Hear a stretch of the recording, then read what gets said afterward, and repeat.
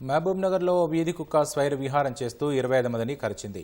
చిన్నారులు ఆడుకుంటుండగా వారి పక్కనే ఉన్న కుక్క ఒక్కసారిగా వారిపై దాడి చేసి గాయపరిచింది. గమనించిన కుటుంబ సభ్యులు మహబూబ్నగర్ జిల్లా జనరల్ ఆసుపత్రికి తరలించి చికిత్స అందించారు. విషయం తెలుసుకున్న ఎమ్మెల్యే ఎన్ఎం శ్రీనివాసరెడ్డి అధికారులతో కలిసి ఆసుపత్రిలో చికిత్స పొందుతున్న చిన్నారులను పరామర్శించారు. గాయపడిన చిన్నారుల ఆరోగ్య పరిస్థితిని వైద్యులను అడిగి తెలుసుకుని మెరుగైన వైద్యం అందించాలని సూచించారు.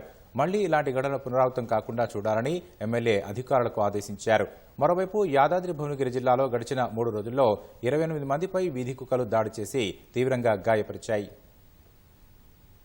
ఆడుకుంటున్న చిన్నపిల్లల మీదికి ఒక వీధి కుక్క వాళ్ళపైన దాడి చేయడం జరిగింది. 25 మందిని కుక్క వరుసగా కలుసుకుంటూ పోవడం, కొంతమందికి తీవ్రమైన గాయాలు, ఒకరిద్దరు పిల్లలకు కూడా అయినాయి. మొత్తం టీమ్ ఆఫ్ డాక్టర్స్ వాళ్ళని పర్యవేక్షణలో ఉంచారు. మున్సిపల్ కమిషనర్ గారికి, మిగతా సిబ్బందికి నేను ఆదేశాలు ఇస్తా ఉన్నా. రాబోయే రోజుల్లో అన్ని వీధుల్లో కూడా చెక్ చేసి ఎక్కడ ఈ కుక్కల బెడద అధికంగా ఉంది ఐడెంటిఫై చేసి వాళ్ళని బంధించి దూర ప్రాంతాల్లో వదిలే కార్యక్రమం చేయాలి.